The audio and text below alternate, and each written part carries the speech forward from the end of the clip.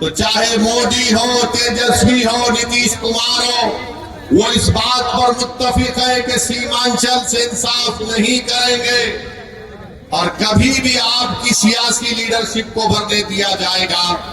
इसीलिए धोखा देकर, आपकी पीठ में खंजर मारकर, आपके वोटों से मुंतखब शुदा, आपकी दुआओं से मुंतखब शुदा चारों विधायक को उन्होंने खरीद लिया। अब बताइए कौन जिम्मेदार है अगर आज बिहार में बीजेपी की सरकार है? तेजस्वी से पूछेंगे तो तेजस्वी बोलेंगे चाचा हमको छोड़कर चले गए। नीतीश कुमार से पूछेंगे तो अल्फाज चाप चाप कर बोलेंगे हम मर भी गए तो नहीं जाएंगे, अब कह रहे हैं कि हम यहीं रहेंगे। यानी नीतीश कुमार, अगर गिरगुट और नीतीश कुमार को सामने रखा जाए तो गिरगुट कहेगा कि मुझे इससे शर्म आती है। इतना रंग बदलते हैं नीतीश कुमार। सुबह में जो बोलेंगे शाम तक चाचा पलट जाएंगे।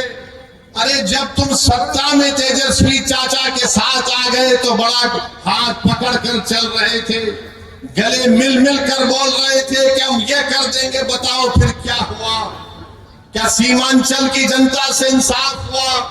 क्या सीमांचल में यहाँ पर आप ही के इस विधानसभा में यहाँ पर 2 अनुमंडल की जरूरत थी? क्या अनेक अनुमंडल खुला? 10वीं जमात के इम्तिहानात चल रहे, हमारे बच्चों को तकलीफ होती है, यहाँ की जनता को तकलीफ होती है, मगर सिर्फ खेल सत्ता का है और सिर्फ कोशिश यही होगी कि कहीं से भी, किधर से भी सीमांचल की जनता से इंसाफ न हो। मैं पहले भी आपसे कहा हूं और आज फिर कह रहा हूं मेरे भाई, जब तक अल्लाह असदुद्दीन ओवैसी को जिंदा रखेगा मैं सीमांचल की लड़ाई लड़ता था, लड़ रहा हूं और इंशाअल्लाह ताला लड़ता रहूंगा। सीमांचल की आवाज कभी खत्म होने वाली नहीं है।